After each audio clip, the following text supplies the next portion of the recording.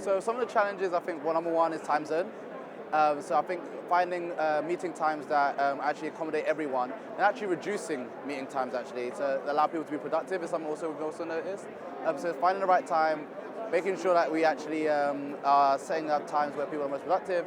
And then on the other side, stuff that we've noticed is also people being kind of agitated or anxious and having anxiety about being at home for so long.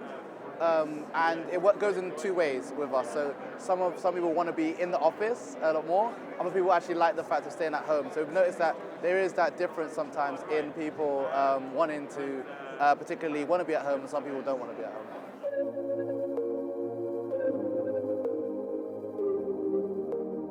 Yeah, so I think it's around understanding what everyone in the team wants. So what we have is we had a lot of people in our sales team who were very social, wanted to be more and more in the office, wanted to be interactive with people, wanted to bring clients in as well and actually meet them.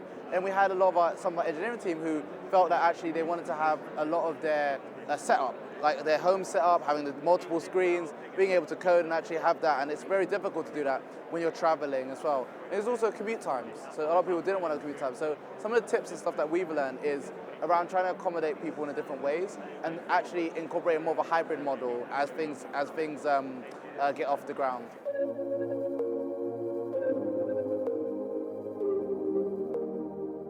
It's definitely made communication harder to decipher. So it's very hard to see the emotions and the sentiment and the body language behind something someone says. So things can be easily misconstrued in terms of in text or in Slack, for example, when you're typing a message. And so what we realized is actually trying to build more times where there's team meetings, at least to get that, and also there's at least 1 or 2 days a week where people come into the office as well.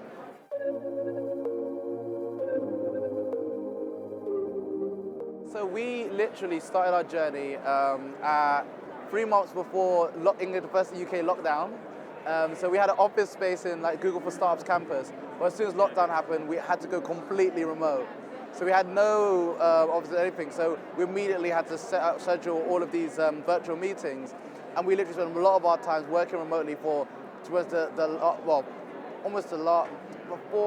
until around 6 months ago. It was all meetings, all calls, and a lot of our team had never met in person.